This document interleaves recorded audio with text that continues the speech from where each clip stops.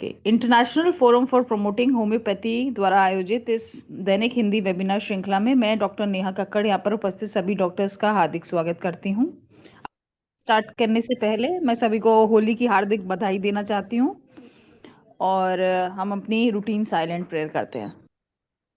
तो जैसा कि आप सब जानते हैं, आईएफपीएच निरंतर दैनिक वेबिनार आयोजित करते हैं। 7:30 से 8:30 हमारा हिंदी सेशन होता है, 8:30 से 9:30 इंटरनेशनल इंग्लिश सेशन और 9:30 से 10:30 लोकल मलयालम सेशन। आज के जो हमारे गेस्ट स्पीकर हैं वे हैं डॉक्टर रजनीश कुमार शर्मा जी। डॉक्टर रजनीश हमारे परिचित हैं और आईएफपीएच में निरंतर अपना वेबिनार प्रेजेंट करते रहते हैं। डॉक्टर रजनीश एक बीएससी, बीएचएमएस, एमबीबीएस, एमडी और पीएचडी हैं। उन्होंने DI homeopathic London, HMD UK, diploma in literature तथा पीएचडी की उपाधियां भी प्राप्त करी हैं। वे दिल्ली होम्योपैथिक मेडिकल एसोसिएशन के एक प्रिविलेज्ड एग्जीक्यूटिव मेंबर हैं और homeopathic medical association of India, Indian institute of homeopathic physicians, Indian medico legal and ethics association के भी लाइफ मेंबर हैं। वे हैनेमेन होम्योपैथिक संदेश जो डीएचएमए का पीयर रिव्यूड जर्नल है उसके एग्जीक्यूटिव के एडिटर भी हैं। अनेक रिसर्च पेपर्स, लेख और प्रेस प्रेजेंटेशन, इवन पुस्तकें भी इन्होंने लिखी हैं। वर्तमान में वे homeo cure and research institute, वेबम होम्योपैथिक फार्मा तथा स्पर्श मल्टी स्पेशलिटी हॉस्पिटल के चीफ मैनेजिंग डायरेक्टर हैं। तो डॉक्टर रजनीश जो आज टॉपिक प्रेजेंट करने जा रहे हैं वो है कैंसर के ऊपर। कार्सिनोजेनेसिस यानी कि कैंसर किस तरह से पैदा होता है, उसकी ग्रोथ, मेटास्टासिस और integrated approach through homeopathy and miasmatic approach, उसके ऊपर डॉक्टर रजनीश अपना सेशन देंगे। तो सर प्लीज आप स्टार्ट कर सकते हैं।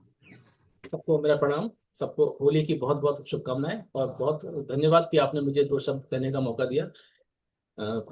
लेक्चर लंबा है, इसलिए मैं बहुत शॉर्ट करके उसको आपको बताऊंगा। 2-2.5 घंटे का है, मुझे 1 घंटे के अंदर फिनिश करना है। ऑन्कोजेनेसिस, मैं पहले स्लाइड शेयर कर दूं आपको।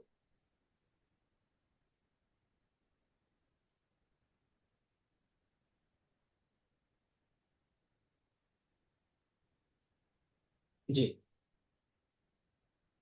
सर विजिबल है? हाँ जी। ठीक है। ऑन्कोजेनेसिस या कार्सिनोजेनेसिस ये दोनों सिनोनिमस हैं। अब इस चीज की पुष्टि नहीं हो पाई है वर्ल्ड वाइड कि कैंसर क्यों डेवलप हो जाता है। एक नॉर्मल, एक हट्टा हट्टा कट्टा हेल्दी पर्सन कोई है और उसमें पता लगता है कि उसको कैंसर चल रहा था, और जब पता चलता है तब तक इतना लेट हो चुके होते हैं कि यही शब्द सुनने को मिलते हैं, अरे थोड़ा सा पहले पता चल जाता तो कुछ कर पाते। तो ये बहुत कॉमन प्रॉब्लम है।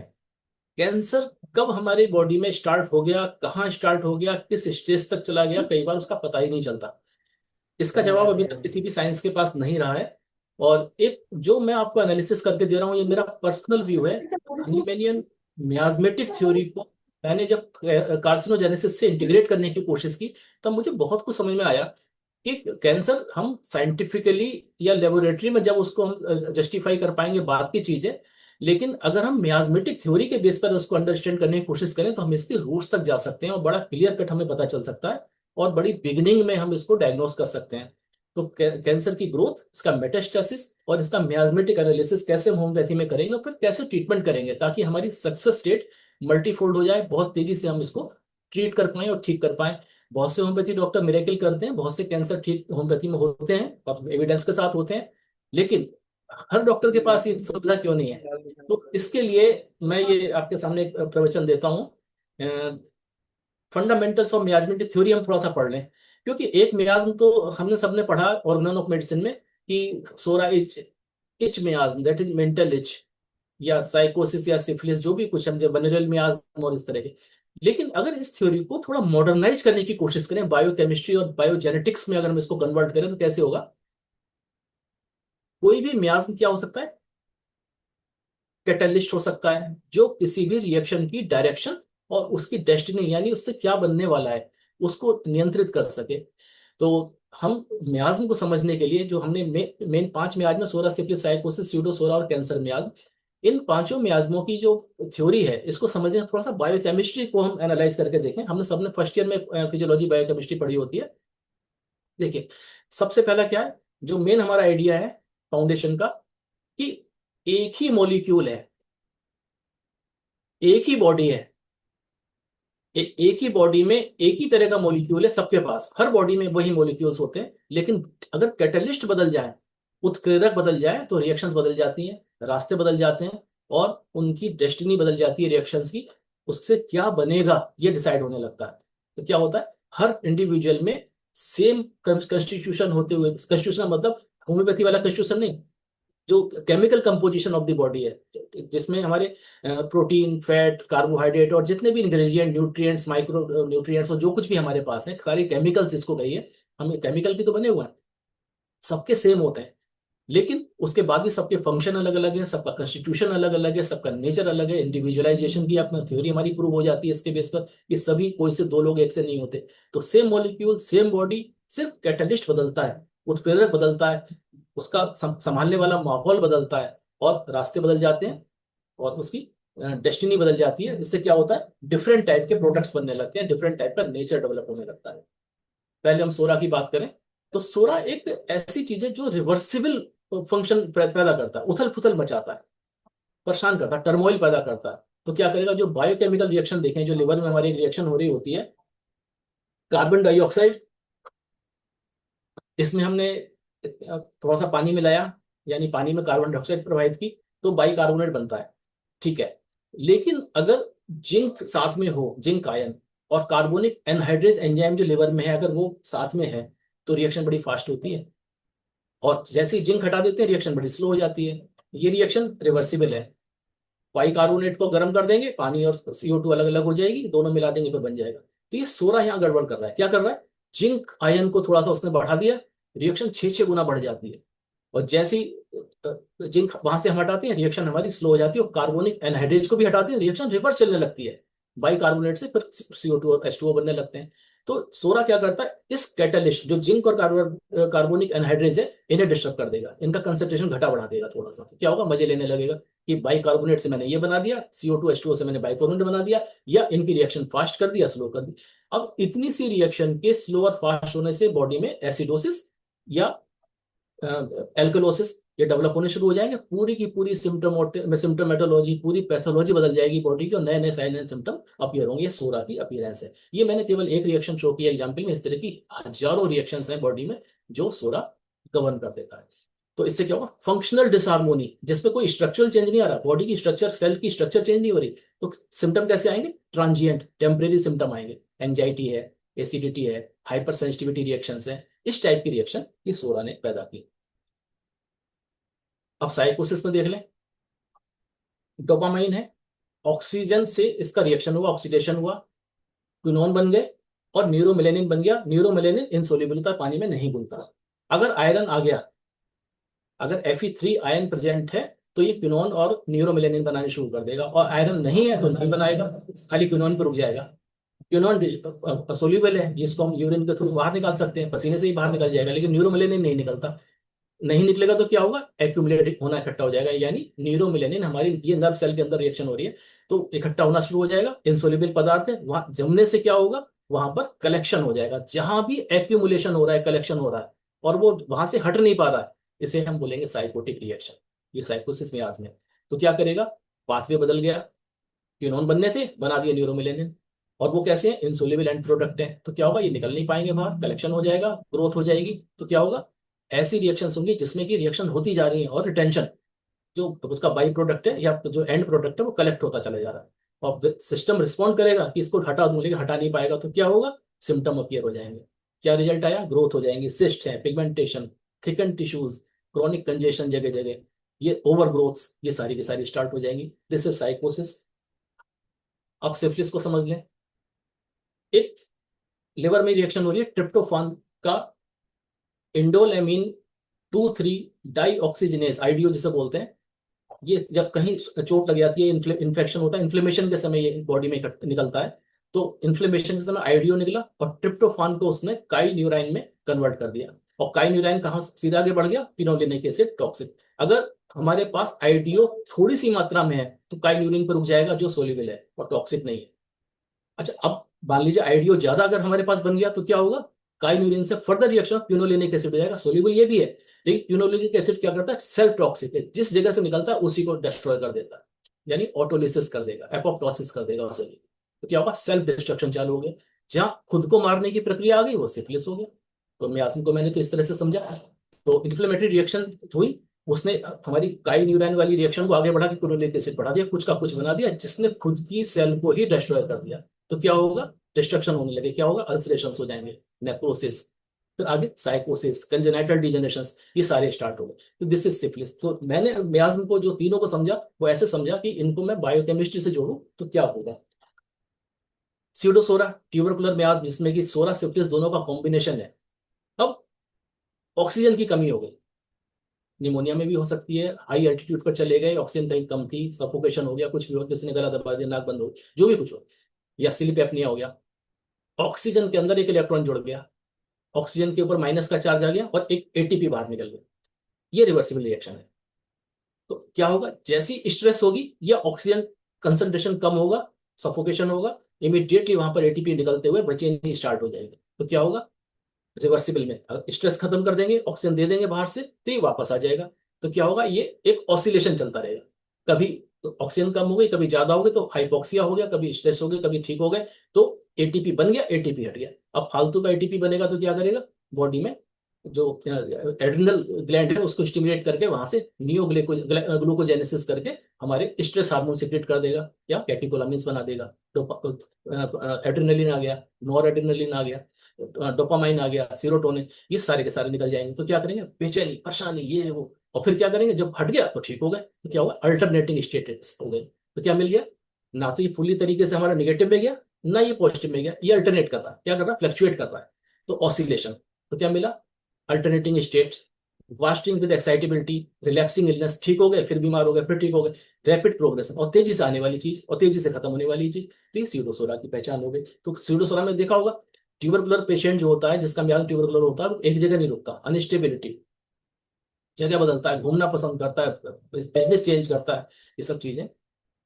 अब कैंसर मियाज, ऐसा मियाज जो ऑटोमेटिकली सब कुछ होने लगे और हम कोई कंट्रोल ही ना कर पाए, अनकंट्रोल्ड हो जाए, तो कैंसर मियाज होगा। कैसे करेगा, अब फिर अपने लिवर के अंदर ग्लूकोज से लैक्टेट बनाया।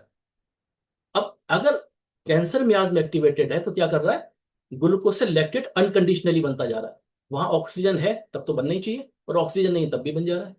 तो ऐसी कंडीशन जो एबनॉर्मल कंडीशन है, जहां पर बने जा रहा है, उसको हम रोक ही नहीं पा रहे, चाहे ऑक्सीजन है या नहीं तब भी। इसे बोलते हैं एरोबिक ग्लाइकोलिसिस। इसके बाद जो है फिर एनोरोबिक ग्लाइकोलिसिस, दोनों ही हो गए। अब रेगुलेटरी फीडबैक कुछ नहीं हो रहा, बने जा रहा है, एंडलेस प्रोलिफरेशन हो रहा है, और उसके बाद धीरे धीरे करके कलेक्ट होकर लैक्टेट पूरी बॉडी में लैक्टोएसिडोसिस करके, और धीरे धीरे सेल को फिर डैमेज करना शुरू कर रहा है, और वहां पर उसे एबनॉर्मल बिहेवियर करा के उसका सेल डिवीजन उसको स्टिमुलेट कर दिया। फिर क्या हुआ, mitosis, meiosis, uncontrolled growth start हो गए। तो क्या होगा, ऑटोनॉमी विदाउट ओबेडियंस, बिना किसी की आज्ञा माने खुद ही स्वतः चलते रहना। तो सेल क्या करती है, हर सेल अपने लिए ही जिंदा रहने लगती है, सेल्स लिव फॉर देमसेल्फ। तो अपने लिए ही खुद ही ग्रोथ कर लिया, खुद ही मर गए, खुद ही 2 से 4 बना लिए, 4 से 25 बना लिए, अनकंट्रोल्ड। तो relentless growth, suppression of apoptosis, exhaustion of the host, क्या होगा, सारी एनर्जी सेल्स खा जाएंगे, कैकेक्सिया स्टार्ट हो जाएगा, कैंसर डेवलप होना शुरू हो गया, loss of weight, loss of ये वीकनेस, और अनकंट्रोल्ड ग्रोथ स्टार्ट हो गया। This is cancer miasm. अब ये मैंने मियाज को शॉर्ट में आपके सामने मेरी जो सोच थी उसके हिसाब से रखा।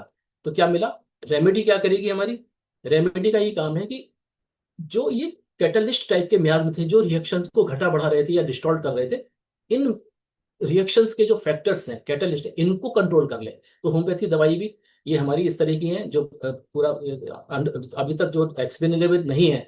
तो अनएक्सप्लेन्ड जो हमारी रिएक्शंस होती हैं, क्या करती है, इन मियाज्म को, इन उत्प्रेरकों को जो है कंट्रोल करती हैं, जिससे कि रिएक्शंस हमारी बैलेंस्ड हो जाती है, नॉर्मल हो जाती है, सप्रेशन नहीं करती।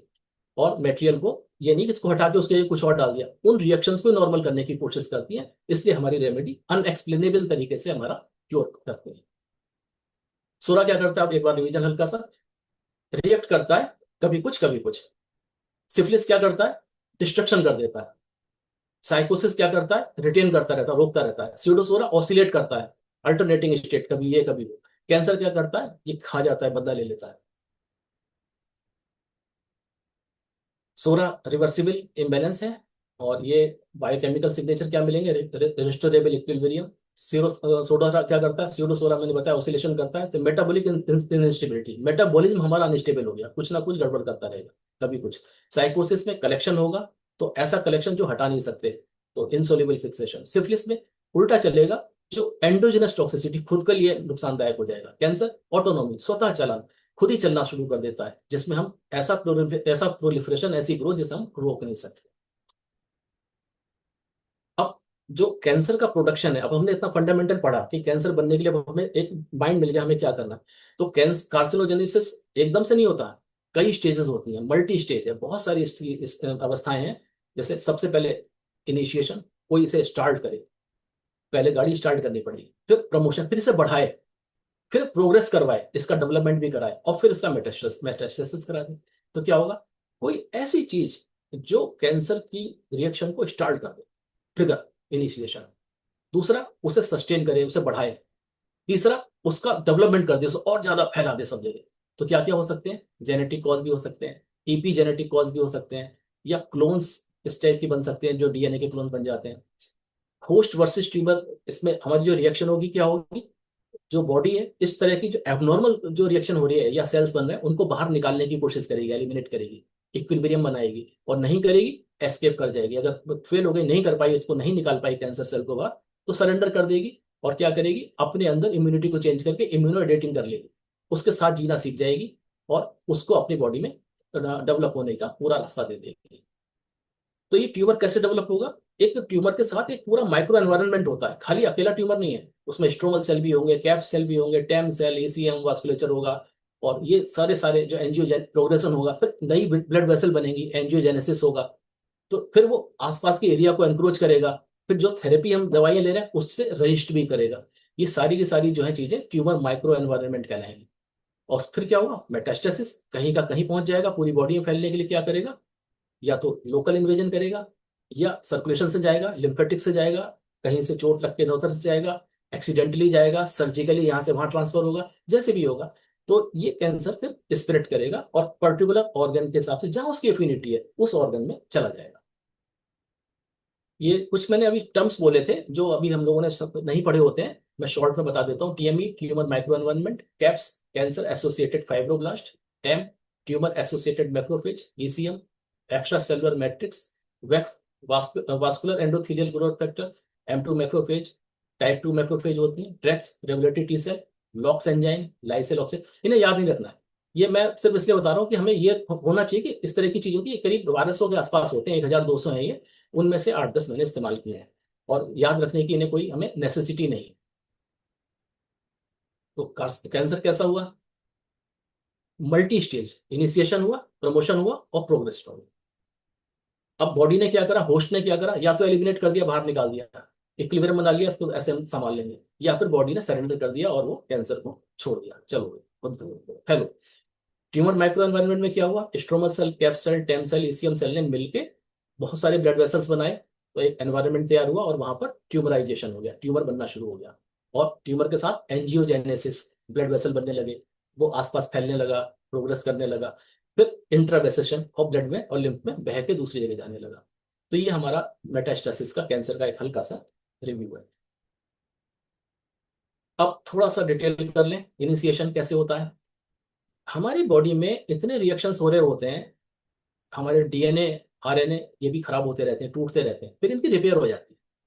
जैसे एक डीएनए का पार्टिकल यूज होते होते कहीं से रप्चर हो गया, खराब हो गया, तो बॉडी क्या करेगी, इमीडिएटली उसे रिपेयर करेगी, सेम पार्टिकल उसके अंदर जोड़ के, उसका थ्रेड्स का पार्ट जोड़ देगी, उसको ठीक कर लेगी। लेकिन कुछ डीएनए के पार्ट ऐसे होते हैं जो अनरिपेयर्ड रह जाते हैं। तो क्या होगा, पहला हिट, अनरिपेयर्ड डीएनए लीजन्स। कैसे, डीएनए को चोट पहुंची, डीएनए की रिपेयर नहीं हो पाई, तो डीएनए क्या करेगा, अब वो कुछ का कुछ करेगा, डीएनए तो कुछ भी कर सकता है। तो कॉज्ड बाय कार्सिनोजेंस, तो कार्सिनोजन ने डीएनए में चोट पहुंचाई और उसको खराब कर दिया, अब रिपेयर नहीं हुआ। कार्सिनोजन क्या हो सकता है, आज तक नहीं पता चला। कोई कहता है तंबाकू, कोई कहता है धुआं, कोई कहता है पोल्यूशन, कोई कहता है दवाइयां, कोई कहता है कुछ। तो जो भी कुछ है, रेडिएशन, जो कुछ भी है, वो कार्सिनोजन है, उसने डीएनए को इंजरी करी और डीएनए रिपेयर नहीं हुआ। दूसरा, ऑक्सीडेटिव स्टेज, जैसे जैसे एज बढ़ती है, बॉडी में ऑक्सीडेशन होने लगा था, तभी हम ऑक्सीडेशन होता है, सेल्स खराब होने लगते हैं, डीएनए खराब होने लगता है। तो हम कहते हैं ना कि एंटीऑक्सीडेंट खाने चाहिए ज्यादा एज में, उसको ऑक्सीडेशन स्टेज को बचाने के लिए। Telomere dysfunction. जब हम यंग होते हैं हमारे टीलोमेयर सबसे लंबे होते हैं सेल्स के अंदर। जैसे से टीलोमेयर छोटे होने लगते हैं, सिकुड़ने लगते हैं, हमारी एज बढ़ने लगती है, तो हमारे टीलोमेयर छोटे होने लगते हैं, यानी टीलोमेयर के शॉर्टनिंग से ही एजिंग होती है। जैसे जैसे टीलोमेयर हमारे सिकुड़ते जाएंगे हम बूढ़े होते जाएंगे। टीलोमेयर सिकुड़ेगा उसके ऊपर झुर्रियाँ आएंगी तो हमारे ऊपर भी झुर्रियाँ दिखाई देंगी। टीलोमेयर बिल्कुल लूज होके छोटा सा होके सिकुड़ के बैठ जाएगा तो हम भी बूढ़े होके सिकुड़ के। तो टीलोमेयर हमारा पूरा वही कंट्रोल करते हैं। तो टीलोमेयर यंग है तो पूरा सेल के अंदर होते हैं, और टीलोमेयर सिकुड़ते जाएंगे हम बूढ़े होते जाएंगे। तो टीलोमेयर समय से पहले बूढ़े हो गए या इंजर्ड हो गए तो हमें कैंसर बनेगा। या कोई ऑन्कोजीन जैसा रास माइक, ये जीन्स होते हैं जो कैंसर प्रोड्यूस करते हैं। कुछ लोगों में ऐसे जीन्स भी होते हैं जो ऑन्कोजीन कहलाते हैं, तो वो एक्टिव हो गए, किसी ये म्यूटेशन हो गया, या कैरियर थे वो आज एक्टिव हो गए। दूसरा, ट्यूमर सप्रेशन जीन होता है। ऐसे जीन होते हैं जो ट्यूमर को बनने नहीं देते, TP53 है या RB जीन है, तो ये अगर एक्टिव नहीं हो पाए या ट्यूमर सप्रेसर जीन कम हो गए तब भी कैंसर हो जाएगा। डीएनए रिपेयर के जो जीन्स हैं जो डीएनए को रिपेयर करते हैं, जैसे BRCA1 और BRCA2, दो जीन ऐसे हैं जो डीएनए को रिपेयर करते हैं, ये प्रॉपरली काम नहीं कर पाए। क्यों नहीं कर पाएंगे? फिर वही हमारे मियाज में आएंगे जो काम करने नहीं देंगे। सोरा, सिफिलिस, साइकोसिस, स्यूडोसोरा और कैंसर मियाज, इनमें से जिसने भी डिस्टरबेंस कर दिया इन जीन्स के ऊपर या इन फैक्टर्स के ऊपर, तो क्या होगा? तुरंत पिक्चर चेंज हो जाएगी और कुछ का कुछ बनेगा। तो कैंसर वहां जो मियाज में हमारा था वो हमारा एक फैक्टर है, एक उत्प्रेरक है, कैटलिस्ट है, जो हमारी इन रिएक्शंस को डिस्टॉर्ट कर रहा है। जो मैंने एग्जांपल्स दिए थे उससे मिलते जुलते बहुत सारे रिएक्शंस हैं जिनको वो डिस्टर्ब उसी पैटर्न में कर रहे हैं जो मैं बता रहा था। तो क्या होगा? कैंसर हो सकता है। अब इन शुरुआत तो हो गई, अब या तो बॉडी उसे खत्म कर देगी या बॉडी उसे अडॉप्ट कर लेगी। तो अब हुआ प्रमोशन। धीरे धीरे यही रिएक्शंस बढ़ते चले गए, मियाज एक्टिविटी करते चले गए, और हम उसे कंट्रोल नहीं कर पाए, बॉडी कंट्रोल नहीं कर पाई, मेडिसिन नहीं कंट्रोल कर पाई, तो क्या होगा? बढ़ता चला जाएगा, यही नुकसान बढ़ेगा, और नुकसान बढ़ते बढ़ते प्रोग्रेस कर जाएगा। फिर क्या होगा? मैं जो अलग अलग टाइप के फिनोटाइप सेल में बनेंगे, और ये आसपास का इन्वेजन, इधर का ऑर्गन उधर का ऑर्गन, इसको ये पकड़ना शुरू कर देगा। बॉडी क्या करेगी? एलिमिनेशन, इक्विलिब्रियम और एस्केप मॉडल मैंने जो बनाया था इसके लिए, सबसे पहले बॉडी चाहती है कि एब्नॉर्मल सेल को बाहर निकालना। कुछ ऐसे क्लोन्स बना लेगी जो उसकी जगह दूसरे सेल्स काम कर जाएं या उसका रिप्लेसमेंट कर लेगी। नहीं कर पाई तो क्या होगा? एक बैलेंस बना के चलेगी, ये ट्यूमर भी रह ले और मैं भी रह लूं। तो लास्ट में क्या करेगी? अगर उसका बैलेंस भी नहीं कर पाएगी, इक्विलिब्रियम नहीं कर पाएगी, तो एस्केप कर जाएगी। ठीक है भाई, ट्यूमर बन गया, बनने दो, अब मृत्यु सुनिश्चित करें। ट्यूमर माइक्रो एनवायरनमेंट जो मैंने अभी बताया था, सारे के सारे जो हमारे फैक्टर्स थे, कैफ, टैम, TME वगैरह, endothelial cell, ECM stiffness, hypoxia zones. अब हाँ, ट्यूमर बना। जब एक प्रोग्रेस हो गई ट्यूमर की, तो जहां 200 सेल होने चाहिए वहां पता लगा 5000 सेल बैठे हुए हैं। ग्रेविटी तो हमारी फिक्स है ना टाइम से, तो क्या होगा? एक छोटे बर्तन में 200 सेल आने चाहिए थे, हमने 2000 या 5000 सेल भर दिए, तो क्या होगा? सेल का साइज छोटा हो जाएगा, पिचक जाएंगे, प्लियोमॉर्फिज्म हो जाएगी, डिस्टॉर्टेड हो जाएंगे, और क्वालिटी पुअर हो जाएगी। उनके बीच में जो ब्लड वेसल्स सारे इनको सप्लाई करने के लिए कैपिलरीज थे, वो दब जाएंगे। तो कैपिलरी के दबने से क्या होगा? वहां ऑक्सीजन सप्लाई भी कम पहुंचेगी, न्यूट्रिएंट सप्लाई भी कम पहुंचेगी, तो उसके होने से क्या होगा? हाइपोक्सिक जोन बन जाएंगे, और वहां पर स्टारवेशन के जोन्स बन जाएंगे जहां खाना नहीं मिलेगा सेल्स को, तो वो सेल में नेक्रोसिस हो जाएगी। नेक्रोसिस होने से क्या होगा? फिर उनकी जगह जगह खाली हो जाएगी, नेक्रोसिस होने से, सेल डेड होने से, तो वहां पर नई ब्लड वेसल बनेगी जो दोबारा सप्लाई शुरू करेंगे, फिर ट्यूमर बनना शुरू होगा। तो ये लगातार प्रोसेस चलती रहती है। तो ट्यूमर हमेशा हमारे कैसे होते हैं? साइकोसिफ्लिटिक उनका अंदर नेचर रहता है कि बन गए फिर डिस्ट्रॉय हो गए, फिर बन गए फिर डिस्ट्रॉय, और सोरा इस रिएक्शन को रुकने नहीं देता, वो लगातार उसको स्टिमुलेट करता रहता है। तो ये हमारी ग्रोथ बढ़ती चली जाती है। तो कंपोनेंट कौन कौन से हमारे जो अभी मैंने बताया, कैप्टेन वगैरह। फिजिकल फैक्टर कौन से हो गए? ऑक्सीजन की कमी, ब्लड की कमी, न्यूट्रिएंट की कमी, या टाइटनेस। सिग्नलिंग सिग्नल किसने दिया? साइटोकाइंस थे, या मेटाबॉलिक ग्रेडियंट जो होते हैं हमारी बॉडी के, या साइटोकाइन हम क्या होते हैं, ये फैक्टर्स हैं जो कंट्रोल करते हैं रिएक्शन को, ये भी उत्प्रेरक हैं, कैटलिस्ट हैं, यानी मियाज की तरह से काम करने वाले रूप है। तो हमारा जो एक इमेजिनरी मियाज में, वो scientifically that is cytokine type की कोई चीज, या इस तरह के और चीज, या जो भी कुछ उत्प्रेरक का काम करने वाली चीजें हैं, तो ये चीजें सिग्नल देती हैं कि अब ऐसा करो, अब वैसा करो। यही हमारी होम्योपैथी कर रही होती है। वो क्या करती है? साइटोकाइन जैसे कोई सिग्नल दे रहा है सेल बनाने के लिए, एबनॉर्मलिटी के लिए, तो हमारी रेमेडी भी कुछ ऐसी सिग्नल देती है कि एबनॉर्मलिटी पैदा करो। अब सिमिलम एबनॉर्मलिटी आ गई तो क्योर हो जाएगा। एंजियोजेनेसिस, नई ब्लड वेसल कैसे बनेंगी, हस्तक्षेप से बनेंगी। इम्यून इवेजन कैसे होगा, M2 मैक्रोफेजेस, जहाँ पे इम्यूनिटी डेवलप करने के लिए, ऑटो इम्यूनिटी है या रिवर्स इम्यूनिटी है वो बनाने के लिए। इन्वेजन, मेटास्टासिस, ये कैसे होंगे, लॉक्स एंजाइम जो होते हैं ये सारे के सारे आसपास के एरिया को जलाते जाते हैं और वहां पर जगह बनाते जाते हैं ताकि लोकल इन्वेजन हो सके। तो जो ट्यूमर माइक्रो एनवायरनमेंट है ये बहुत ही डायनामिक चीज है। चूंकि ये डायनामिक है इसलिए डायनामिक रेमेडी से ठीक होने की उम्मीद ज्यादा है। होम्योपैथी डायनामिक रेमेडी है। तो हम दूसरी पैथी में क्या करते हैं, हमें डायनामिज्म नहीं मिलता रेडिएशन के अलावा, रेडिएशन तो डायनामिक हो गया, लेकिन होम्योपैथी में चूंकि डायनामिज्म है तो इसलिए ट्यूमर माइक्रो एनवायरनमेंट जो कि एक डायनामिक एंटिटी है उसको डायनामिक तरीके से वो कंट्रोल कर लेती है, इसलिए होम्योपैथी में कैंसर के ठीक होने की संभावना ज्यादा है।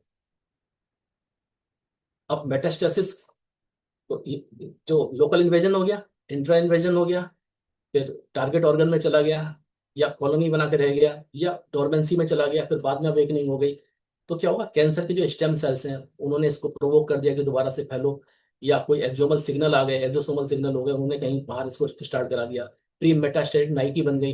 तो उन्होंने क्या किया, यहाँ पर कैंसर प्रोस्टेट में था और बैकबोन में जो हमारी लंबर स्पाइन है उसकी वर्टिब्री के अंदर जो है उसकी मेटास्टेटिक नाइकी आ गई, उसने वहां पर उसको सिग्नल दिया, माइग्रेट कर दिया।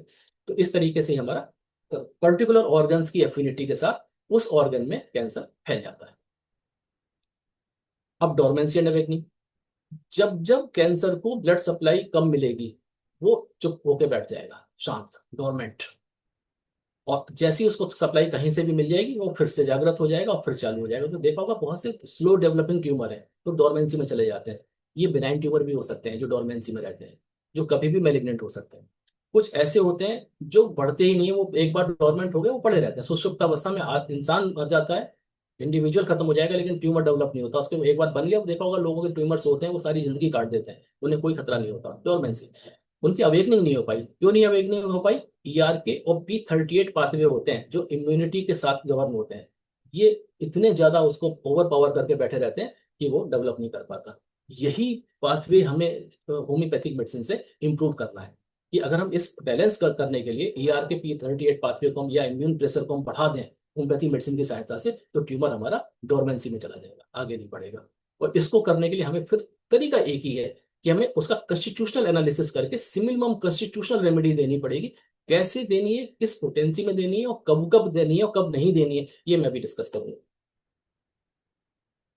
एक्सोसोम्स और प्री मेटास्टैटिक नाइकी जिसकी मैंने अभी बात की, तो ट्यूमर से जो एक्स्ट्रा सेलुलर वेसिकल एक्सोसोम कहलाते हैं, जो एक्स्ट्रा सेलुलर वेसिकल यानी सेल्स के बाहर जो उससे वेसिकल जो बुलबुले बाहर जो निकलते हैं सेल से, वो एक्सोसोम कहलाते हैं, एक्सोसोम्स।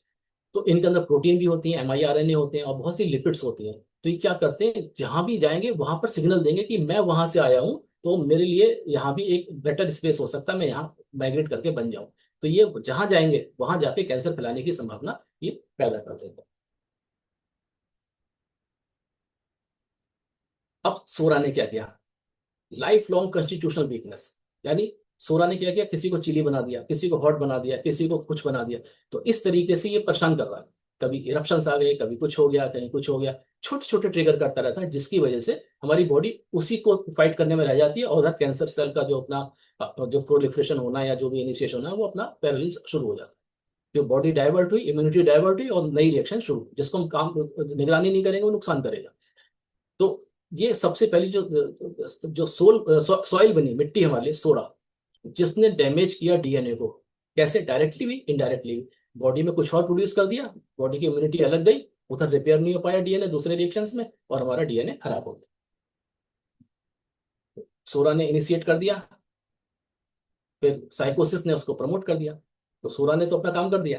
अब जैसे ही सोरा ने एक कैंसर इनिशिएट किया, वहां पर साइकोसिस पहुंच गई, साइकोसिस ने क्या कर दिया, उसका प्रोलिफरेशन, सेल्स बढ़ाने शुरू कर दिया, कलेक्शन शुरू कर दिया, और धीरे धीरे ये प्रोग्रेस में चला गया, और साथ में सिफिलिस आनी शुरू हुई। जब ज्यादा सेल हो गए, नेक्रोसिस स्टार्ट हुआ, प्रेशर डेवलप हुआ, हाइपोक्सिक कंडीशन आई, ब्लड वेसल दबे, वहां पर वो तो फिर क्या हुआ, सिफिलिटिक आ गया बीच में। तो अब सोरा भी हमारे पास आ गया, साइकोसिस भी आ गया, सिफिलिस भी आ गया, तीनों मिल गए, कैंसर भी आज डेवलप हो गया। कैंसर में आजमाती उसने तो ऑटो, अब तो पहले ही बताया था मैंने, ऑटोनॉमी, ऑटोमेटिक अपने ऊपर चलने लगा, उसने हमारी बात सुननी बंद कर दी, क्या हो गया, एक कैंसर सेल तैयार होगा। अब बॉडी ने फाइट करना शुरू कर दिया, बॉडी रिएक्शन देगी, तो क्या होगा, या तो वो डोरमेंसी में चला जाएगा या वो एक्टिव हो जाएगा। तो कुछ डोरमेंट हो गए, जो नहीं हो पाए वो एक्टिव होकर क्या करेंगे, प्रोग्रेस करेंगे और मेटास्टेसिस में चले जाएंगे, और बॉडी को सिफिलिटिक ब्याज बढ़ता चला जाएगा, जो बॉडी को धीरे धीरे खत्म कर देगा। तो साइकोसिस में मैंने अभी जैसे बताया कि क्रॉनिक प्रोलिफरेटिव रिस्पॉन्स रहता है, धीरे धीरे सोरा ने स्टार्ट किया, डीएनए को चोट पहुंचाई, कैंसर इनिशिएशन हुआ, और साइकोसिस ने उसका प्रमोशन कर दिया। तो क्या हुआ, ओवर रिएक्टिव बॉडी बना दी, तमाम सारे कलेक्शंस कर दिए।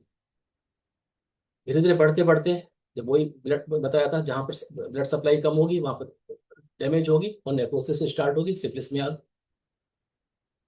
उसके बाद ट्यूबरकुलोज मियाज आ गया, दोनों मिल गया, सोरासिफिलिस हमारे पास आ गए थे। फिर जब वो मिल गया, उसने फिर उसमें ऑसिलेशन, कभी उसने सेल बना दिए, कभी उसने सेल खराब कर दिए, डिस्ट्रक्शन हुआ, सिफिलिस एक्टिव हुआ, डिस्ट्रक्शन हो गया, सोरा एक्टिव हुआ, फिर इनिशिएशन हो गया। तो क्या, और साइकोसिस हमारे पास चल ही रहा था, उसने प्रमोशन कर दिया और सारे सेल बना दिए, फिर नेक्रोसिस, तो ये सारे मिलके कैंसर ऑटोमेटिकली। अब कैंसर ब्याज तो एक्टिव हो गया, और साथ में अब सिफिलिटिक ब्याज आ गया। तो जब कैंसर ब्याज बनने के बाद जब सिफिलिटिक ब्याज आया, उसका टारगेट था बॉडी को खत्म कर देना। तो जहां जहां मेटास्टेसिस करनी है, वो सिफिलिस ब्याज उसको मेटास्टेसिस करेगा, और जाके जगह जगह डैमेज करके वहां पर कैंसर को स्थापित करना शुरू करेगा और बॉडी खत्म कर देगा। अब हम होम्योपैथी पे आ जाए। ये तो एक बेसिक स्ट्रक्चर मैंने सामने रखी थी कि हल्का सा बायोकेमिस्ट्री के बेस पर मैं कैंसर की रिएक्शंस और कैंसर कैसे होता है और मियाज्मेटिक इन्फ्लुएंस के साथ कैसे डेवलप हो सकता है, मैंने बहुत डिस्कस किया था। अब आपके मन में पहली बात आ गई होगी कि अगर ऐसा था तो हम डिफरेंट स्टेज में डिफरेंट टाइप की मेडिसिन देनी पड़ेगी। कब सोरिक स्टेज में कैंसर है, कब सिफिलिटिक, कब साइकोटिक, कब ट्यूबरकुलर, कब कैंसरस, और कब कैंसर प्लस दैट। तो ये उनके हिसाब से मेडिसिन देनी पड़ेगी। अगर हमने सही वक्त पर सही टाइप की मेडिसिन नहीं दी है, या उस समय जो इंडिकेटेड रेमेडी, तब गलत हो जाएगा। मान लीजिए सोरिक स्टेट का जो है हमारे पास अभी कैंसर स्टार्ट ही हुआ है और आया, और हम उस समय एंटीसिप्लेटिक दवाई या कुछ और देंगे, तो रिएक्शन गलत हो जाएगी, तो नहीं होगा ठीक। या जब ट्यूबरकुलर स्टेज चल रही है, उस समय हम उसको सिप्लेटिक या एंटीसिप्लेटिक या एंटीसाइकोटिक या एंटी कैंसरस रेमेडी देंगे, तब भी रिजल्ट नहीं मिलेगा, तब हमें एंटी ट्यूबरकुलर ही देनी पड़ेगी ना उस समय। तो ये अभी स्टेजेस डिस्कस करते हैं। तो सबसे पहले हम क्या करेंगे, पूरा कॉन्स्टिट्यूशनल केस लेंगे, मेंटल फिजिकल जो भी हमारे पास है, लोकेशन, सेंसेशन, मोडलिटी, कंकोमिटेंट, सारे के सारे हम इकट्ठे करेंगे। फिर हम रिपर्टराइज करेंगे। रिपर्टराइज में एक काम यहाँ करेंगे, हम टारगेटेड रिपर्टराइजेशन करेंगे। टारगेटेड का मतलब क्या हो गया, जो कॉन्स्टिट्यूशनल सिम्टम है वो तो हम ले ही लेंगे सारे, मेंटल फिजिकल, लेकिन उस ट्यूमर से रिलेटेड लोकल सिम्टम हम उसके अंदर साथ में डाल देंगे। ये कैंसर किस जगह का है, जनरल्स के साथ में, मेंटल्स के साथ में, उसमें पेन हो रहा है या क्या सेंसेशन, उसकी मोडलिटी क्या है, यानी कैंसर को भी एक सिम्टम मान के हम उसको भी डिस्कस कर दें। तो ये टारगेटेड रिपर्टाइजेशन हो गया कि लंग कैंसर डिस्कस करना है, तो हमने कॉन्स्टिट्यूशनल एनालिसिस किया, रिपर्टी में सब डाला, फिर लंग कैंसर की हमने उसके जो है वो भी हमने थोड़े से पर्टिकुलर्स को ऐड कर दिए, कंप्लीट सिम्टम बना। फिर क्या होगा, इससे ऐसी रेमेडी निकल के आएगी जिसका ओरिएंटेशन लंग कैंसर पर ज्यादा होगा, वरना जनरल कैंसर की रेमेडी निकल के आती, तो हमारा फिर टारगेटेड हो गया। फिर सिंगल रेमेडी अप्रोच, हमें कैंसर में मल्टीपल रेमेडी नहीं करनी है। ज्यादातर मैंने देखा है कि मदर टिंचर्स इस्तेमाल करते हैं, और कई कई मदर टिंचर, हाइड्रेस्टिस, कोनियम, पुंडुरेंगो, कुरकुमिन, मतलब इतने सारे मदर टिंचर एक साथ इस्तेमाल करते हैं कि उससे कुछ ना कुछ तो फायदा करेगा, लेकिन ऐसा नहीं है। सिंगल अप्रोच, इंटरकरेंट लॉजिक लगाइए, देखिए कि किस समय कौन सा म्याज में एक्टिव हो रहा है, उसी म्याज को न्यूट्रलाइज करना है, तो उस एंटी म्याजनेट की रेमेडी समय समय पर हमें देनी पड़ेगी, तो यानी इंटरकरेंट रेमेडी, नोजोड्स देनी पड़ेंगी बीच बीच में। अब हमेशा कार्सिनोसिन काम तो नहीं करेगी, जहां जो म्याज में उसके अकॉर्डिंग हम डायग्नोस करें। डायग्नोस करने के लिए क्या करेंगे, डायग्नोस करने के लिए हमारे पास बायोप्सी है, हमारे पास एफएनएसी है, हमारे पास ट्यूमर मार्कर ब्लड टेस्ट है बहुत सारे, जिससे हम ये उसकी कैंसर की स्टेजिंग है, पैट स्कैन हमारे पास है, एमआरआई हमारे पास है। हम कैंसर की स्टेजिंग कर लें, स्टेजिंग करके हम उसकी कौन सी वाली मियाजमेटिक स्टेज चल रही है, हम वो वाली स्टेज निकाल लें, उसके हिसाब से हम एंटी मियाजमेटिक रेमेडी उसको दें। तो कैसे करेंगे, प्रैक्टिकल ऑन्कोलॉजी में हम कैसे करेंगे, इनिशियल कंसल्टेशन में पेशेंट आया तो सबसे पहले हम एक्यूट रेमेडी हमें देनी पड़ेगी। हमारे पास पेशेंट इसलिए नहीं आया कि मुझे कैंसर है, या हमारे पास तो कंप्लेंट लेके आया कि मुझे ऐसा कुछ हो रहा है, कैंसर तो हमें ढूंढना है ना, तो हम उसे एक्यूट रेमेडी देके हम ट्रीट कर देंगे। फिर हम उसकी सेकंड रेमेडी कॉन्स्टिट्यूशनल रेमेडी निकालेंगे। फिर स्टेज वन रेमेडी में कौन सा म्याज आज एक्टिवेटेड है वो हम एंटी म्याजमेटिक देंगे। थर्ड, उसके फोर्थ कंसल्टेशन, फिफ्थ कंसल्टेशन में हम स्टेज टू की रेमेडी इंटरकरेंट कौन सी देनी है, तो आते ही हमने उसको एक्यूट रेमेडी दे दी, ठीक हुआ। फिर हमने कॉन्स्टिट्यूशनल रेमेडी दी। फिर हमने स्टेज 1 में इस समय कौन सा हमें दिखाई दे रहा है म्याज, उसकी दी। और बाद में जो भी म्याज हमारा नेक्स्ट डेवलप होगा हमने उसको फॉलोअप में वो रेमेडी दी। इस तरह से अगर हम ट्रीटमेंट करेंगे हमारा कैंसर गारंटेड ठीक होगा। कैसे? एम क्या है हमारा ट्रीटमेंट करने का? बॉडी को डिटॉक्स करें, रिपेयर करें, इम्यूनिटी बढ़ाएं, और सोरा जो अंदर उथल पुथल कर रहा है, सोरी ग्राउंड को हम ठीक कर दें, गड्ढे भर दें। तो हमारा क्या रहेगा? Constitutional remedy, single life style को ठीक करेंगे उसके। ये नहीं कि हमने खाली रेमेडी पर इतना रिलाई कर पाएंगे। मान लीजिए सिगरेट पी रहा है, तंबाकू खा रहा है, या रेडिएशन में बैठ रहा है, या कुछ ऐसी एक्टिविटी कर रहा है जो कैंसर कैंसर प्रोड्यूसिंग है, तो हम उससे कहेंगे कि भैया इस चीज से आप बचो। विटामिन डी बहुत शॉर्ट हो गया, या विटामिन डी बहुत ज्यादा हो गया है, या कोई न्यूट्रिशनल डेफिशिएंसी है, तो हम उससे कहेंगे पूरा करो। इम्यूनोमोडुलेटरी सिम्टम जैसे कोई आते हैं, कोई अर्टिक एरिया हो गया, कुछ हो गया, या एलर्जिक अस्थमा हो गया, कुछ हो गया, वो हम करेक्ट करेंगे। इस तरह की रेमेडी ज्यादातर सल्फर, कैलकेरिया, फास्फोरस, ये गिनी चुनी तो दवाइयां होती हैं एंटीसोरिक में जो हमारा बहुत अच्छा काम करती हैं। ऐसे मौके पे हम आराम से देंगे। तो क्या देंगे? 200 1 ml सिंगल डोज अपनी देनी है। 1 2 हफ्ते, 4 हफ्ते, 1 महीना, मतलब जो भी हमने उसको वेट करना है, केस टू केस जैसा डिपेंड करे। फिर हम उसको, कोई एक्यूट कंडीशन लेके आता है तो हम एक्यूट रेमेडी से ट्रीट कर देंगे, अदरवाइज हम उसका सेकंड रेमेडी से जो हनीमैन साहब ने लिखा है वैसे फॉलो अप करेंगे। अब बॉडी का रिस्पॉन्स देखा हमने। हमने पेशेंट को एक सिंगल डोज खिला दी। 1 हफ्ते बाद, 4 दिन बाद, महीने बाद, जब भी हमने उसे बुलाया अपने हिसाब से, अब हमने उसकी बॉडी में देखा, बॉडी रिस्पॉन्स क्या दिया। क्या बॉडी ने उसको एलिमिनेट कर दिया कैंसर को? अगर कर दिया तो बहुत अच्छी बात है, नहीं किया तो क्या इक्विलिब्रियम ले आई, या बॉडी ने उसको अडॉप्ट कर लिया, सरेंडर कर दिया उसके सामने, एस्केप कर गई। तो क्या करेंगे? हम इम्यून सर्विलांस पूरा उसका इन्वेस्टिगेट करेंगे, और क्रॉनिक इन्फ्लेमेशन जो बॉडी में चल रहे हैं उनको हम रिड्यूस करने की कोशिश करेंगे। तो कौन सी रेमेडी देनी पड़ेगी? एंटी ट्यूबर रेमेडी टाइप का ग्रुप हमारा पास आएगा। जो क्रॉनिक इन्फ्लेमेशन, जो एक्यूट इन्फ्लेमेशन है वो तो बिल्कुल एक्यूट वाले तो सोरा वाले हो गए, जो स्यूडो इन्फ्लेमेशन है। जो थोड़े से सब एक्यूट इन्फ्लेमेशन वो साइकोटिक होते हैं। लेकिन ऐसे इन्फ्लेमेशन जो लंबे चलते हैं, सारे के सारे ट्यूबरकुलर होते हैं। जैसे ट्यूबरकुलोसिस, ट्यूबरकुलोसिस में क्या है? एक ऐसी इन्फ्लेमेटरी प्रोसेस तो है जो 9 महीने तक चल रही होती है, तभी तो हमें 9 महीने ट्रीटमेंट करना पड़ता है। तो जितनी लंबी प्रोलॉन्ग्ड इन्फ्लेमेशन है, सारे के सारे ट्यूबरकुलर होते हैं, तो हमें एंटी ट्यूबरकुलर रेमेडी उसको देनी पड़ेगी। या फैमिली हिस्ट्री ट्यूबरकुलोसिस की मिल जाए तो उसके हिसाब से दे देंगे। तो इस तरीके से हम उसको एंटी मियास्मेटिक ट्रीटमेंट फिर देंगे। अब मान लीजिए बॉडी को रिस्पॉन्स नहीं मिला, बॉडी ने एस्केप कर दिया, इक्विलिब्रियम नहीं बना पाई, कैंसर बढ़ गया दवाई देने के बाद भी। अब हमारे पास आया कि अब बॉडी ने कैंसर को प्रोग्रेस किया है। प्रोग्रेस करने में, इनिशिएशन में तो हमने सोचा था, प्रोग्रेस में हमें साइकोसिस आया था। तो अब हम साइकोटिक ब्लॉक करेंगे। हमने एंटी साइकोटिक रेमेडी, पूजा, मेडोराइना, इस टाइप। और अगर हमें नेक्रोसिस ज्यादा दिख रही है बीच बीच में, हम हो सकता है कि मक्सोल या लेकेसिस टाइप की रेमेडी बीच में, या क्रोटेल सॉलिडस टाइप की हम बीच में डाल सकते हैं, जैसी जरूरत पड़ जाएगी, single remedy at a time. Potency बहुत लो नहीं जाना है, बहुत लो में हमें वो ट्रिगर नहीं मिल पाएगा जो हमें उस सेल के पेरीजीनोमिक एरिया में देना है। तो हमें 200 पोटेंसी मिनिमम चाहिए। अब ट्यूमर की ग्रोथ हो गई, बॉडी तो एस्केप कर गई, ट्यूमर बढ़ गया। अब सिम्टम शुरू हो गए, क्या? लोकल प्रेशर डेवलप हो गया, डेफिशिएंसी के सिम्टम, प्रेशर के सिम्टम, पेन, ब्लीडिंग, डिस्चार्ज, ये सब हमारे पास ये चीजें आ गई। डिस्ट्रक्शन के सिम्टम आ गए। तो कहाँ का? जैसे ब्रेस्ट में हुआ, स्टिचिंग पेन्स हो रहे हैं, एनगॉर्जमेंट ऑफ द ब्रेस्ट, सूजन आ गई, पोनियम फाइटोलक्का टाइप की जो भी डंक हमारे पास हो, कार्बो एनिमलिस टाइप की। बोन्स में अगर ट्यूमर है तो बोन पेन हो रहे हैं, क्या होगा? नर्व पेन भी हो रहे हैं साथ में, तो हाइपेरिकम सिम्बाइटम उस टाइप की रेमेडी चाहिए। लिवर में इंड्यूरेशन हो गया, या एकिंग हो रही है, तो चेलोडोनियम, लाइकोपोडियम, कार्डोस मैराइनस, जियोनेंथस, तमाम सारी ड्रग्स हमारे पास हैं। तो हम ऑर्गन एफिनिटी अब हमें देखनी पड़ जाएगी, क्योंकि हमने बॉडी ने सरेंडर कर दिया और ट्यूमर बढ़ गया। तो हम क्या करेंगे?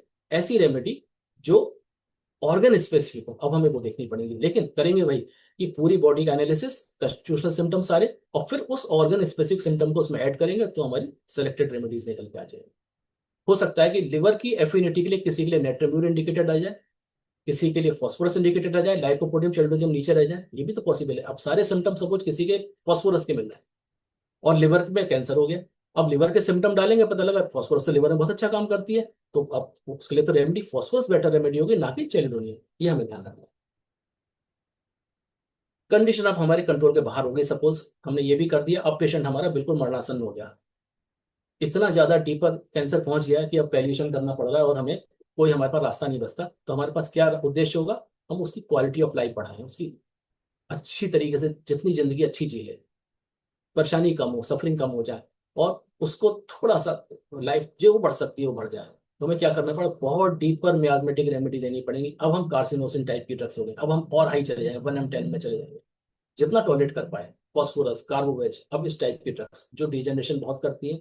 और फिर जो कि वो बहुत परेशान हो गया होगा, मेंटली बहुत उसको दिक्कत आएगी, उसको जिंदगी जा रही है, उसको पता चल चुका है मुझे कैंसर हो चुका है, मैं नहीं बचूंगा, तो इग्निशिया, नेट्रेमूर टाइप की ड्रग्स, स्टेफिसेग्रा टाइप की ड्रग्स, एंटीब्रू टाइप की ड्रग्स, फिर हमें ब्यूफो टाइप की ड्रग, फिर हमें उस पर भी जाना पड़ सकता है उसे सपोर्ट, क्योंकि पेलिएशन कर रहा है।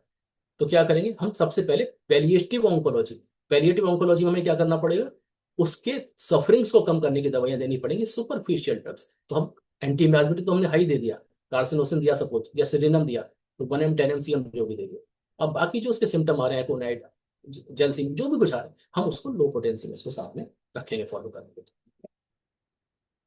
अब सब कुछ मेटास्टेसिस भी हो गया, अब हमारे पास सिम्टम को रिलीव करने के अलावा कुछ नहीं बचता है। अब हम क्या करेंगे, सिस्टमिक थेरेपी तो जो है, अगर वो कहीं modern therapy, anti cancerous therapy कहीं ले रहा है, लेने दीजिए। इसमें बस उसका ट्रीटमेंट चल रहा है, जो भी एंटी कैंसरस ट्रीटमेंट ले रहा है वो लेता रहे।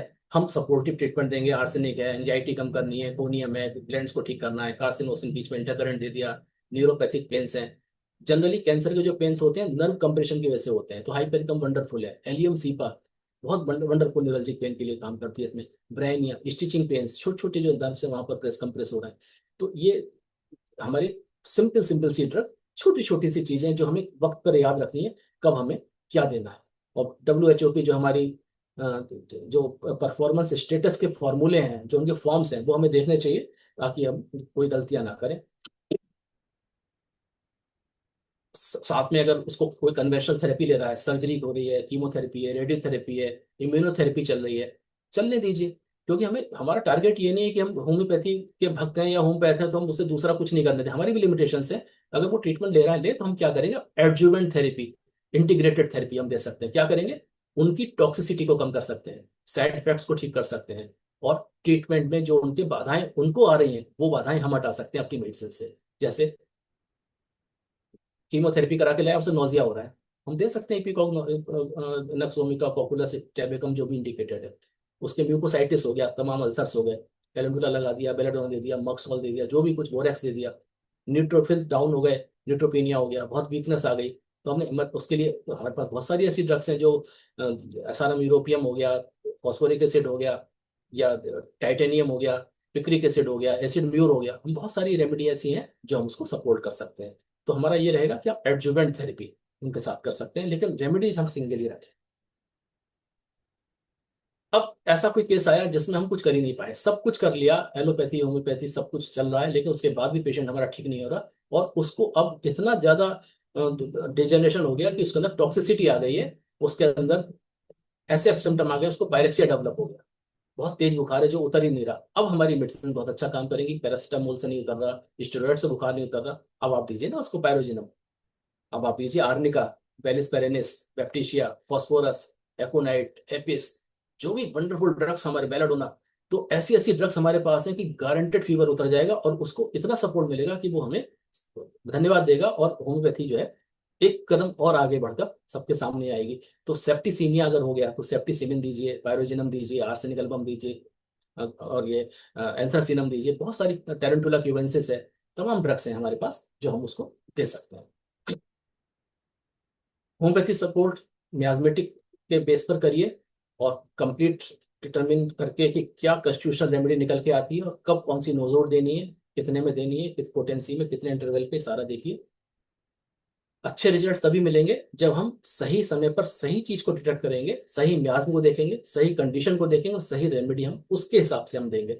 मेंटल सपोर्ट, इमोशनल सपोर्ट, ये सब हम उससे देंगे, और सिम्टम कंट्रोल के लिए उसको टॉलरेंस बढ़ाएंगे। मैंने अभी बता ही दिया कि मियाजमेटिक स्कैनिंग हम करेंगे, पेट स्कैन वो करा रहे हैं तो मियाजमेटिक स्कैन हम करेंगे। पेट स्कैन हम भी करा सकते हैं, कोई प्रॉब्लम नहीं, लेकिन हम मियाजमेटिक स्कैन करेंगे तो हम ज्यादा फायदे में रहेंगे, हम उसका डेप्थ को ज्यादा अच्छा समझ पाएंगे। और कैसे समझेंगे, हमने सपोज कोई पेशेंट ब्रेस्ट कैंसर का है, हम उसकी मेमोग्राफी कराई, स्टेज 1 कैंसर निकलता, बायराइड 1, बायराइड 1 तो नॉर्मल हो गया, बेनाइन हो गया, बायराइड 2 हल्का सा, बायराइड 3 प्री मैलिग्नेंट, बायराइड 4 तो गारंटेड मैलिग्नेंट हो गया। तो इस तरह से हमें स्टेजिंग मिल गई, तो हम कह सकते हैं कि बायराइड 1 था, सोरिक होगा, बायराइड 2 ये साइकोटिक होगा। वायराइड 3 इसमें सिफिलिस भी आ गया होगा, ट्यूबरकुलर हो गया होगा। और वायराइड 4 ये तो गारंटी कैंसर वाला हो गया, कार्सिनोसिन वाला, कैंसर मियाज वाला हो गया। तो हमें तो उससे भी मियाज देख सकते हैं। अगर हमने एक बार मैंने पहले किसी लेक्चर में भी बताया था कि एक यूनिकैमरल सिस्ट का जब मैंने केस डिस्कस किया तब मैंने बताया था एक्सरे देख के भी या रेडियोलॉजिकल इमेज देख के भी हम जो है सीटी स्कैन एक्सरे वगैरह से भी म्याज बता सकते हैं कि कौन सा म्याज इस इमेज में है। तो वही चीज यहाँ पर आप लागू कर सकते हैं। मैं कभी एक लेक्चर रखूंगा जिसमें कि रेडियोलॉजिकल इमेज से हम उसके म्याज को एनालाइज करने की कोशिश करें। तो क्या रहेगा, सबसे पहले हमने अर्ली इनिशिएशन हुआ है पेशेंट में, स्टार्टिंग में आ गया है, तो constitutional सोरिक remedy sulphur calcarea phosphorus potency 200 के आसपास, एक आध महीने 2 महीने। क्रोनिक प्रोलिफरेटिव स्टेज में आया है, सेकंड स्टेज में आया है, तो साइकोसिस, तो हम थूजा मेडोनाइनम टाइप की दिए, नाइट्रिक एसिड टाइप की ड्रग्स, ये भी 200 धीरे धीरे। अब थर्ड स्टेज में डिस्ट्रक्शन वाली अल्सरेटिव स्टेज में आया है, तो मर्क लेकेसिस नाइट्रिक एसिड बड़े आराम से सिलेक्शन करिए, बिल्कुल सिम्टम मैच करके कॉन्स्टिट्यूशनल सिम्टम के साथ आराम मिलेगा। फोर्थ स्टेज में आया है तो कैंसर में आज ट्यूबरकुलर में आज में दोनों में से कोई होगा जो मिक्स हो गए हो, या प्योर ट्यूबरकुलर हो या प्योर कैंसर में आज में, कार्सिनोसिन ट्यूबरकुलिनम जो में आज में दिख रहा है।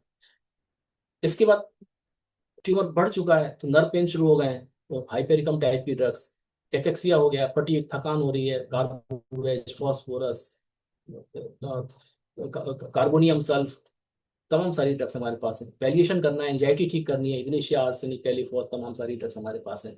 जैसा सिम्टम वैसी मेडिसिन, बस स्टेज के हिसाब से हमें मियास्मेटिक दवाई है। फिर देख लें, सोरा ने इनिशिएट किया तो कॉन्स्टिट्यूशनल वीकनेस हो गई, रिपेयर करेंगे डिफेक्ट को, हाइपर सेंसिटिविटी है और इंस्टेबिलिटी है, हम इसके लिए एंटीसोरिक रेमेडी कॉन्स्टिट्यूशन निकालेंगे। साइकोसिस में प्रमोशन हुआ कैंसर का, तो प्रोलिफरेशन हो रहा है, तो हमें यहाँ पर ओवरग्रोथ की टेंडेंसी है, तो हमारे पास एंटीसाइकोटिक थूजा टाइप की ड्रग्स हो गई। तीसरे में प्रोग्रेशन और बढ़ा है, सिफिलिस आया है जिसने डिस्ट्रक्शन किया है, अल्सरेशन किए हैं, टिश्यू का ब्रेकडाउन किया है, तो यहाँ पर एंटीसिप्लिटिक रेमेडी का हमारा स्कोप बढ़ गया।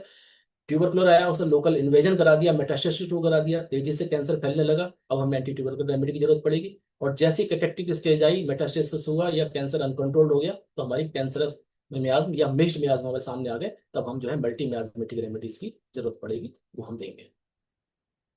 कोई केस देखें जैसे, समय तेजी से बीत रहा है, जल्दी जल्दी में करता हूँ। एक थायराइड नोड्यूल है 1.8 सेंटीमीटर का, 47 मेल में, एफएनएसी में आया, suspicious of malignancy. History, family history में कहीं कैंसर नहीं है। पेशेंट कैसा है, चिली पेशेंट है, लेकिन क्रिएटिव है, आर्टिस्ट भी है, सिंगर भी है, बड़ा बढ़िया करके अपने को मैनेज करके अच्छे कपड़े पहनता है, सही से रहता है, लेकिन एंक्शस है और फियर ऑफ फेलियर है। लगता है फॉस्फोरस के सिम्टम। क्या करेंगे, फॉस्फोरस सिंगल, एक डोज 200, गारंटेड रिलीफ, एकदम से बिना सर्जरी के पेशेंट हमारा ठीक, और सर्जरी करानी पड़ी तो फिर बात मारने का आराम दे देंगे।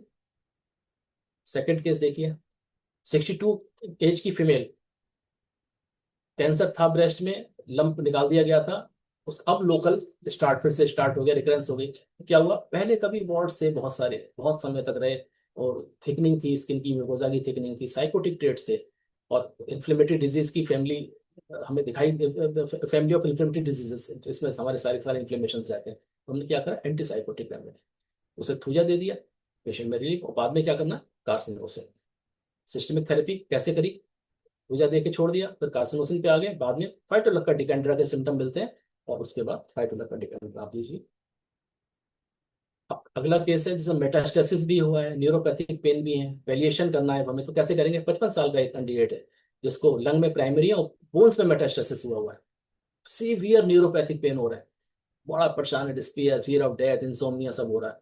क्या करेंगे, इमीडिएट एनाल्जेसिया देना ताकि रिलीफ हो जाए, पेन बंद हो जाए। वो तो एलोपैथी में तो पेन किलर खा रहा है, तो हम क्या करेंगे, हमने हाइपेरिकम को कहाँ इस्तेमाल करते हैं होम्योपैथी वाले कैंसर में, आप करके देखिए, नर्व पेन है, हमने डायग्नोसिस बनाया कि pain due to nerve irritation है, तो हाइपेरिकम दीजिए। इग्निशिया मेंटल स्टेट के लिए, आर्सेनिक बेचैनी, जलन, ये वो जो हो रही है, आराम मिलेगा।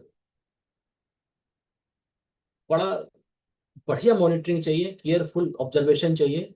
ईस्टर्न कोऑपरेटिव ऑन्कोलॉजी ग्रुप ईसीओजी ने एक पेन स्केल बनाया है, तो वो पेन स्केल टिक करके लगाते रहिए किस टाइप का पेन है, कितना रिलीफ किस दवाई से हुआ। कीमोथेरेपी चल रही है, उसको मत रोकिए, डॉक्यूमेंट सारे रखिए, पेशेंट के एक एक चीज को लिखिए जरूर।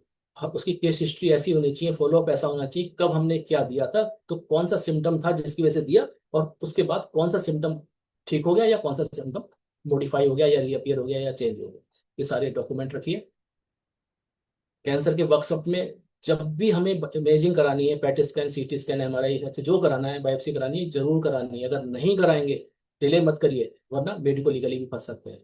फुल कॉन्स्टिट्यूशन एनालिसिस करिए, मियाजमेटिक स्टडी करिए, और उसके बाद पूरा सिंगल रेमेडी पर रहिए, और हनीमैनियन मेथड को पूरा फॉलो करिए, वैसे ही चलाइए।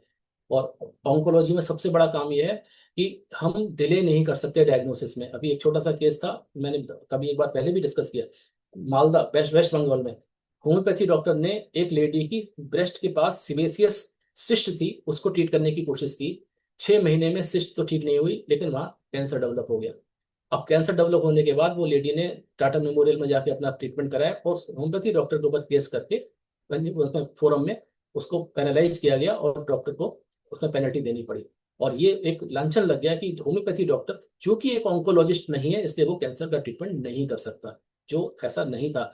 क्योंकि ये, इससे क्या होता है, एक डॉक्टर की गलती से सारे डॉक्टरों के ऊपर एक नया रूल तैयार हो गया कि homeopathy is not an oncologist. अब होम्योपैथी में तो ऑन्कोलॉजिस्ट का कोर्स ही नहीं होता, सभी ऑन्कोलॉजिस्ट हैं, क्योंकि अलग से कोई पढ़ाया थोड़ी जाता है, सभी चीजों को ठीक करा जाता है, सभी के बारे में लिखा गया है। तो हम तो सिम्टोमेटिक ट्रीटमेंट कर रहे हैं, कैंसर भी ट्रीट करेंगे और जुकाम भी ठीक करेंगे। तो इस चीज के लिए ये मेडिको लीगल मत फंसिए, जिससे कि आगे की जनरेशन भी मेडिको लीगली फंसे। तो डिले मत करिए, नेग्लिजेंस नहीं होनी चाहिए।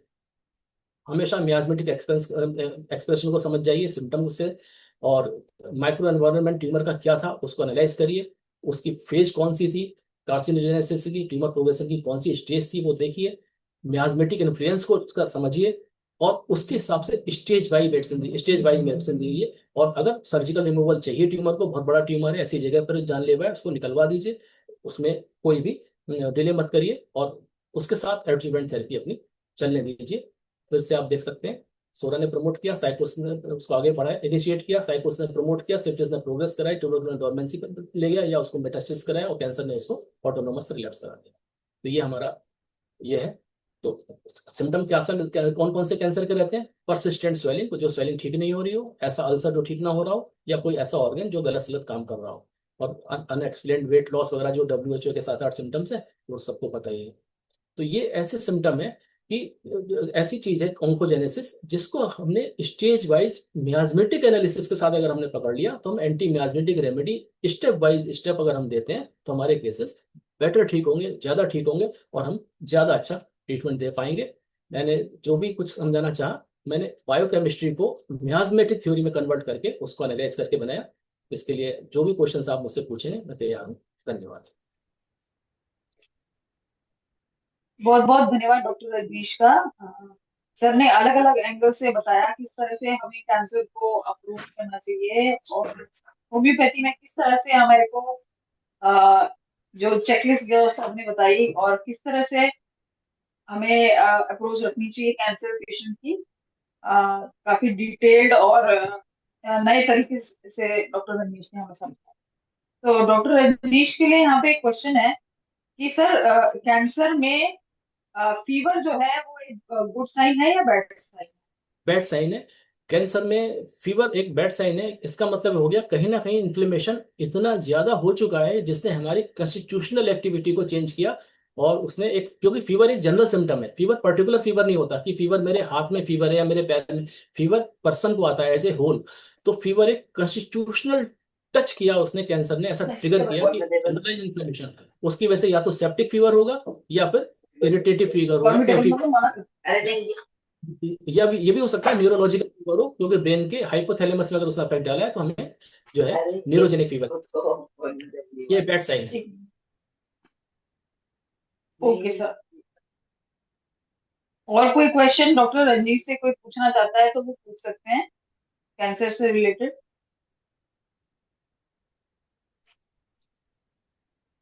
और किसी का कोई क्वेश्चन हो तो। डॉक्टर रामप्रसाद प्रवेश जी, नमस्कार। आप आज शांत बैठे हैं, क्या बात?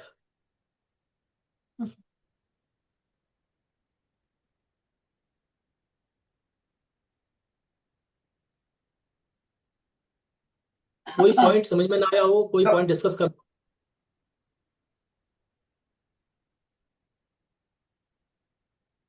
या कोई मुझे सजेशन देना चाहे कि मैं इसमें अपनी थीसिस में, अपने इस जो मेरी हाइपोथेसिस कह लीजिए, जो भी मैं इसमें कोई अमेंडमेंट करूं, कोई मुझे सजेस्ट करना चाहे तो मैं इसमें अमेंडमेंट करूं।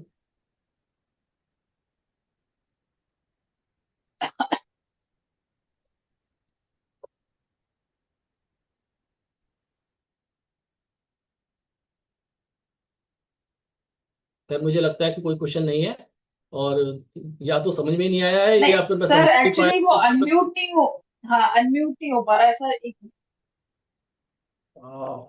थैंक हाँ जी यू सर। सर, बधाई सर हो। Thank you sir, thank you. बहुत अच्छा आपने एक जो है बहुत अच्छा मैथमेटिक जो है कार्सिनोजेनेसिस पर जो है बताए, बहुत बढ़िया लगा। और मेनी एंगल ऑफ ट्रीटमेंट बताए कि किस एंगल से करना है। तो mathematic angle is the best angle for chronic disease. आपने जो बताए कि सोरा डेवलप करता है, सोरा ही शुरुआत करता है, बात भी सही है। मेन कॉज ऑफ डिजीज सोरा ही है, बिना सोरा का कोई व्यक्ति हुआ ही नहीं है। कॉम्बिनेशन है सोरा जो है, और सोरा के अंदर में बैकग्राउंड है ट्यूबरकुलोसिस डायथेसिस। ट्यूबरकुलोसिस डायसेसिस बैकग्राउंड है फर्स्ट जो है। और उसके बाद साइकोटिक और सिफिलिटिक, सिफिलिटिक में आ जाता है, कैंसर का स्टेज बढ़ जाता है। तो एंगल ऑफ ट्रीटमेंट है। ऐसे तो हमने एक्यूट और क्रोनिक डिजीज, एक्यूट डिजीज में जो है angle, first angle symptomatological angle is the best treatment. And chronic disease में म्याजमेटिकल एंगल ये the it best. Is necessary. And जो है बिना क्रोनिक डिजीज में मियाज का दवाई मियाज है सोरा, साइकोटिक एंड सिम्पथेटिक। और सोरा के लिए जो दवाई भी दिया हुआ है ऐसे बहुत सा है, लेकिन किंग ऑफ एंटीसोरिक वही रेमेडी जो sulphur, queen of antipsoric remedy psorinum, king of antipsychotic remedy thuja, a queen of antipsychotic remedy medorinum, and king of antisyphilitic remedy marxol, and queen of antisyphilitic remedy syphilnum is the best role in the chronic disease. So very thanks sir, thank you, thank thank you. Thank you, thank you.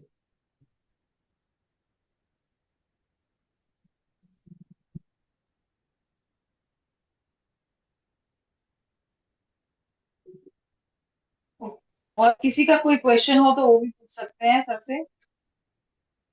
Doctor Rajneesh से मैं ये पूछना चाहूंगी sir कि आप potency क्या suggest करेंगे sir cancer cases में।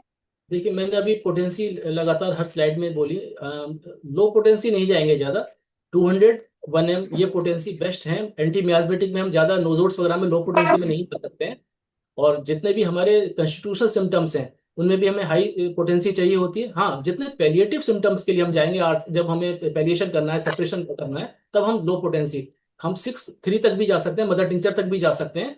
जहां पर हमारा कैंसर काफी एडवांस हो गया है और हमें केवल पैलिएशन करना है, रिलीफ देना है, तो हम क्या करें, हम लो भी जा सकते हैं। लेकिन जब भी हम मियाज्मेटिक या कॉन्स्टिट्यूशनल ट्रीटमेंट पर जाएंगे तब हमें हाई पोटेंसी इस्तेमाल करनी पड़ेगी, और फिर हमें रिपीटिशन नहीं करना है। रिपीटिशन लो पोटेंसी में ही होगा जब पैलिएशन ओके करेंगे। सर। Okay sir.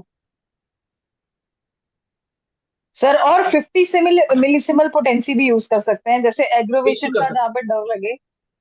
हाँ बिल्कुल कर सकते हैं, लेकिन 50 मिलिसिमल पोटेंसी में नोजोड्स को ज्यादा इस्तेमाल नहीं किया जाता। उसमें सिम्टोमेटिक ट्रीटमेंट के लिए ही हम इस्तेमाल करेंगे। लेकिन जहां हमें एंटी मियाज्मेटिक देनी पड़ेगी तब 50 मिलिसिमल का हमें इतना अच्छा रोल नहीं मिलेगा जितना कि हमें हाई पोटेंसीज में मिलेगा, जो सेंटेंस में good good good good good good okay good. Sir. Okay sir. और किसी का कोई क्वेश्चन यहाँ पे। ओके। तो डॉक्टर रजनीश का काफी इंफॉर्मेटिव और ज्ञानवर्धक सेशन रहा आज कैंसर के ऊपर। और आशा करती हूँ कि आगे भी डॉक्टर रजनीश इस तरह के और सेशन लेके आएंगे और आईयूपीएच से जुड़ेंगे। तो बहुत बहुत धन्यवाद डॉक्टर रजनीश कुमार शर्मा सर का। और आभार। इसी के साथ हमारा आज का, हाँ जी, हिंदी सेशन यहीं पे समाप्त होता है। और इंग्लिश सेशन